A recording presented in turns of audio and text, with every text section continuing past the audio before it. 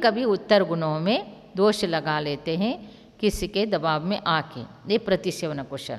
और कषाय कुशल जो है वो किसी प्रकार से दबाव नहीं होते, निर्ग्रंथ और स्नातक का तो मतलब ही नहीं होता है। और उसके बाद तीर्थ, तीर्थ का अर्थ है संयम श्रुत प्रतिसेवना तीर्थ। तीर्थ में से सभी तीर्थंकरों के टाइम में ये सभी पांचों प्रकार के पुलाक बकुशादी मुनि होते हैं। और लिंग, लिंग का अर्थ है द्रव्यलिंग और भावलिंग। और भावलिंग में तो सारे निर्ग्रंथ है ही, द्रव्यलिंग में हाइट से, रंग से या पीछे से भिन्न भिन्न होते हैं, इसलिए इनको लिंग में कहा। और लेशा, लेशा जो होता है पुलाक मुनि के पीत पद्म शुक्ल, ये 3 शुभ लेशा होता है। और बकुश और प्रतिसेवना कुशल के 6 लेशाएँ होते हैं। कषाय कुशल के 4 लेशा होते हैं। कृष्ण नील नहीं, कापोत पीत पद्म शुक्ल लेशा होते हैं। और सूक्ष्म सांप्राय कषाय कुशल जो होते हैं उनके और निर्ग्रंथ के और स्नातक के शुक्ल लेशा ही होता है। और उसके बाद उपपाद, उपपाद जन्म में क्या कहा, पुलाक उत्कृष्ट से उत्कृष्ट आयु को लेके 12वां सहस्रार स्वर्ग अर्थात कुछ अधिक 18 सागर आयु को बांधकर 12वां स्वर्ग तक पुलाक मुनि उत्पन्न होते, यदि उधर उत्पन्न हो गए तो। और बकुश और प्रतिसेवना कुशल जो है 16 स्वर्ग तक जन्म लेते हैं। और उधर का 22 सागर आयु है वो पूरा उत्कृष्ट आयु को बांध लेते हैं। और इस प्रकार से वो, और कषाय कुशल और निर्ग्रंथ जो है वो तो सर्वार्थ सिद्धि में जन्म लेते हैं, या तो निर्ग्रंथ केवल ज्ञान प्राप्त करके मोक्ष भी जाते हैं, स्नातक तो मोक्ष ही जाते हैं। उसके बाद स्थान जो बताया है, इनके स्थान में क्या है, जैसा कषाय का अभाव होते होते जाता है वैसे विशुद्धि बढ़ती जाती है, तो उनका स्थान बदलते जाता है। जैसा मैं बताती हूँ कि पुलाक और कषाय कुशल के जो सबसे जघन्य लब्धि स्थान है, सबसे जघन्य लब्धि स्थान अर्थात विशुद्धि में जघन्य विशुद्धि स्थान को प्राप्त है। फिर वो दोनों असंख्यात स्थानों को अर्थात विशुद्धि को बढ़ाते बढ़ाते आगे जाते हैं। उसके बाद पुलक मुनि का छूट के और बकुश मुनि रहते हैं। फिर कषाय कुशल मुनि और अकेला ही आगे विशुद्धि को बढ़ाते हुए जाते हैं। उसके बाद कषाय कुशल, प्रतिसेवना कुशल और बकुश, ये असंख्यात गुणित रूप से विशुद्धि को बढ़ाते बढ़ाते जाते हैं। फिर बकुश मुनि का उधर जो छूट जाता है। फिर उसके बाद असंख्यात मुनि आगे जाकर क्या आता है, प्रतिसेवना कुशल मुनि भी छूट जाते हैं, अर्थात उनकी विशुद्धि खत्म होके आगे बढ़ जाते हैं। और विशुद्धि बढ़ के फिर असंख्यात गुणित रूप से विशुद्धि बढ़ाते बढ़ाते और कषाय कुशल की भी छुट्टी होती है। फिर आगे जाकर और जो कषाय रहित निर्ग्रंथ प्राप्त हो जाते हैं। और निर्ग्रंथ से कुछ ही समय के बाद केवल ज्ञान को प्राप्त हो जाते हैं। तो इस प्रकार से पुलाक, बकुश, फिर प्रतिसेवना कुशल, कषाय कुशल, फिर निर्ग्रंथ, फिर स्नातक, ऐसे स्टेप बाय स्टेप इनके परिणामों की विशुद्धि, निर्मलता, लब्धि और बढ़ाते बढ़ाते बताया गया है।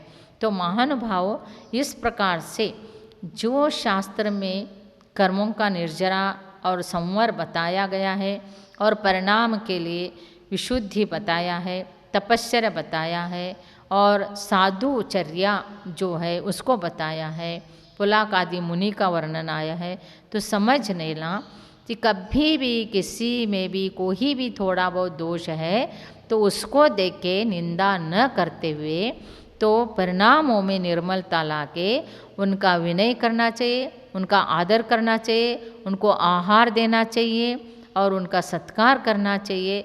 ये करेंगे तो अपने परिणामों से अपने को पुण्यवंत होता है और सामने व्यक्ति का परीक्षा अपने को करना नहीं है।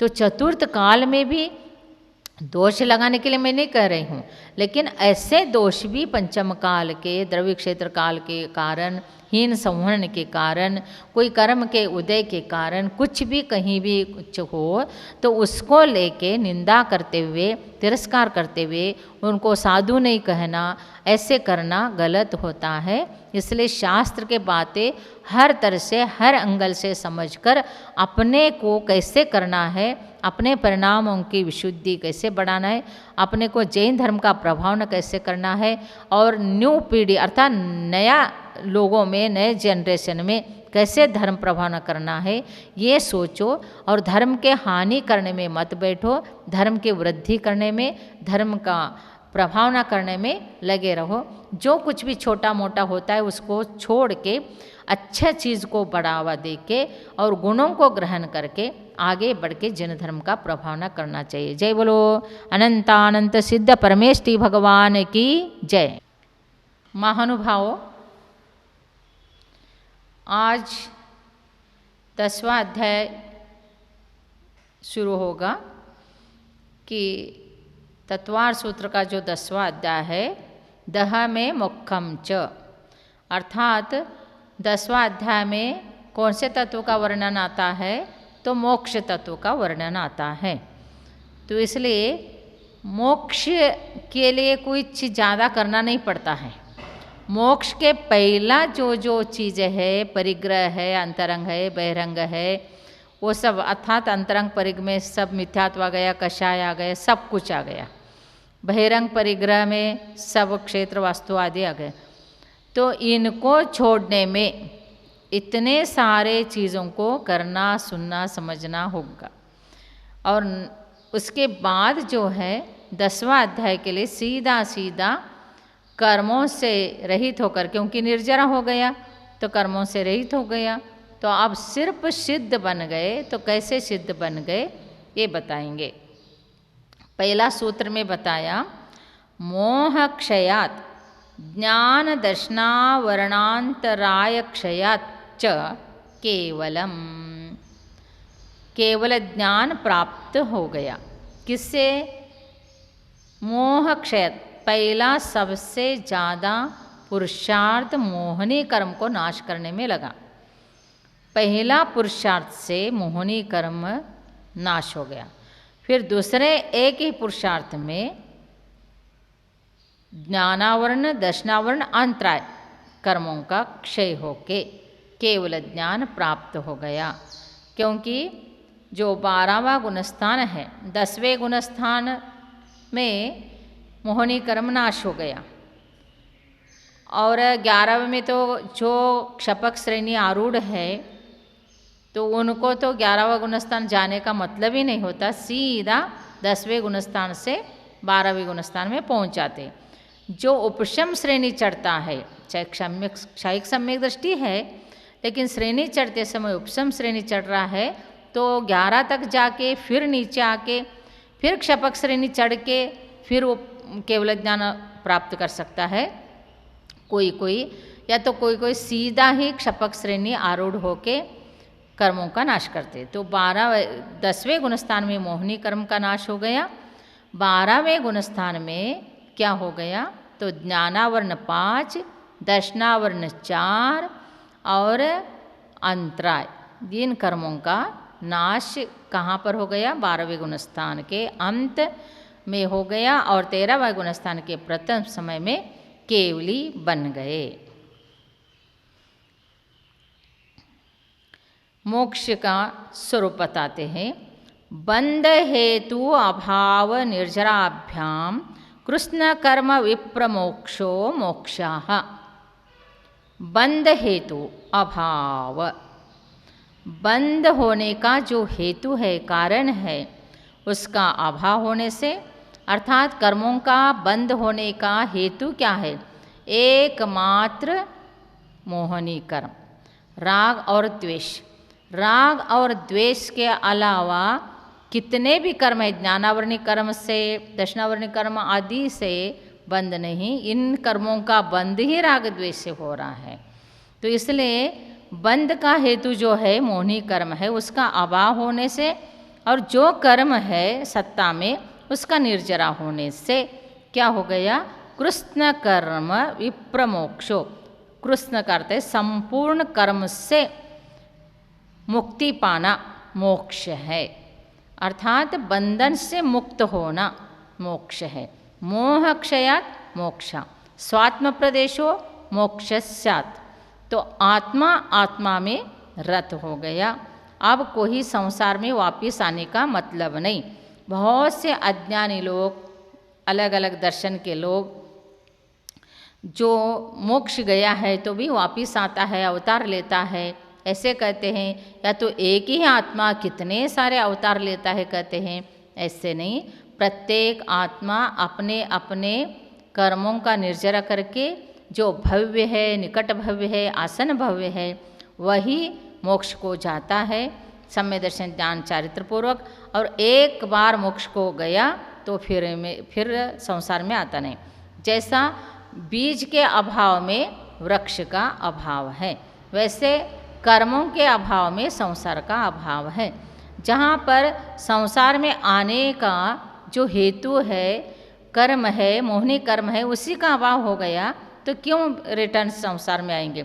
और यदि फिर से संसार में आना है तो इतना प्रयत्न क्यों करना, फिर यहीं रह सकते। तो इसलिए एक बार मोक्ष गया तो वो वापस नहीं आता, मात्र आत्मा आत्मा ही रह जाता है। ये शरीर आदि कुछ नहीं रहता है। नो कर्म द्रव्य कर्म भाव कर्म से रहित होता है। जो नो कर्म है शरीर आदि नो कर्म है, भाव कर्म में राग द्वेष कषाय आदि है, द्रव्य कर्म में ज्ञानावरण आदि है। इन तीनों कर्मों से मुक्त होने के बाद आत्मा इससे अलिप्त होके संसार से मुक्त होता है और वो अपने सिद्ध शिला में विराजमान हो जाता है। और फिर कैसे है ये सब बताते हैं। औपशमिकादि भव्यत्वानाम च, फिर किन कर्मों का अभाव से औपशमिकादि भावों का और भव्यत्व भावों का अभाव होने से मोक्ष होता है। क्योंकि औपशमिकादि कर्मजन्य है तो इनके भी अभाव होना, और भव्यत्वादि भाव है ये भी कर्म से संबंध है। इसलिए आत्मा आत्मा ही शुद्ध रह गया तो उसमें भेद करने की आवश्यकता नहीं। इसलिए वो शुद्ध आत्मा अभेद रूप से शुद्ध आत्मा रह जाता है, उसको मोक्ष कहते हैं। अन्यत्र केवल सम्यक्त्व ज्ञान दर्शन सिद्धत्वेभ्याः, फिर अन्यत्र मीन्स और जो दूसरे प्रकार से सम्यक्त्व, केवल ज्ञान, केवल दर्शन और सिद्धत्व भाव, ये नाश नहीं होता है। ये मत समझ लेने का, इसका भी नाश होता है। इसलिए दूसरे जो है केवल ज्ञान प्राप्त होता है, अर्थात केवल क्षायिक ज्ञान, क्षायिक दर्शन, ये सब जो गुण है, सिद्धत्व गुण है, ये नाश नहीं होता है। अनंत चतुष्टय को प्राप्त हो जाता है। अनंत चतुष्टय के प्राप्त होने के बाद फिर सिद्ध होता है। फिर सिद्ध होने के बाद 8 गुणा होन्ति सिद्धानम, सिद्ध के मुख्य जो 8 गुण है उनको प्राप्त होता है। अर्थात अनंत ज्ञान, अनंत दर्शन, अनंत सुख, अनंत वीर, क्षायिक सम्यक्त्व, क्षायिक चारित्र, अगुर लघुत्व, अव्याबादत्व, इन गुणों को, सूक्ष्मत्व गुणों को प्राप्त हो जाते हैं। तो 8 कर्मों का नाश होके 8 गुण प्राप्त हो जाता है।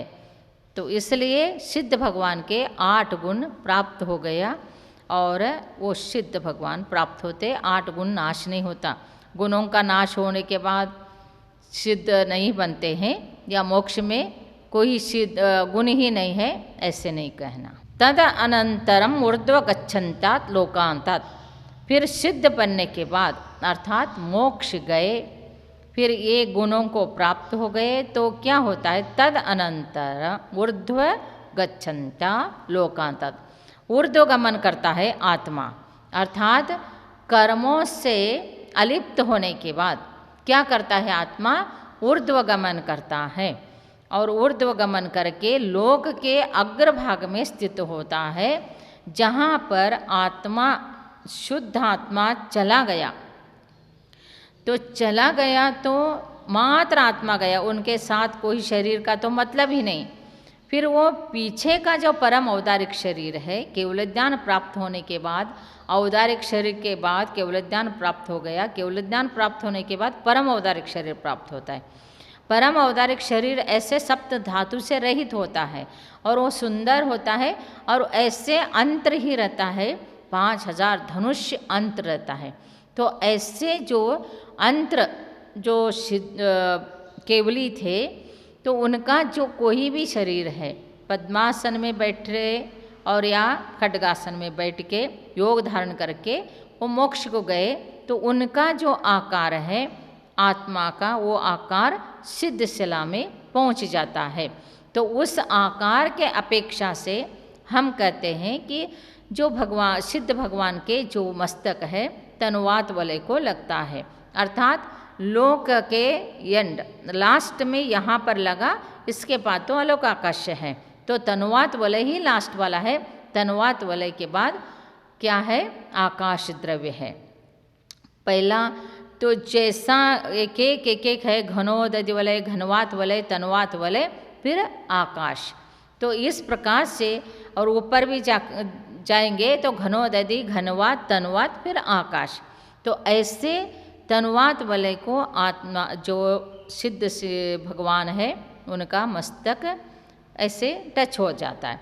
और नीचे देखा है तो पद्मासन वाले लंबे होंगे, पद्मासन वाले का आसन कम होगा और हाइट में, और खड्गासन वाले का लंबा होगा। तो नीचे से देखें तो समान नहीं रहेंगे, नीचे ऊपर, और मस्तक से देखेंगे तो सब समान होंगे। और मनुष्य का क्या होता है, ऊपर से कैसे रहते, कम ज़्यादा, नीचे से सब समान होते। तो सिद्ध का, संसारिक जीवों का और सिद्ध का जस्ट उल्टा है। तो ऊपर से वो समान रहते, नीचे से कम ज़्यादा, क्योंकि वो खड्गासन पद्मासन का फर्क पड़ता है। और यहाँ पर कैसे है, नीचे से सभी समान और ऊपर से ऊंचा नीचा होते हैं। इस प्रकार से सिद्ध शिला में ऊर्ध्वगमन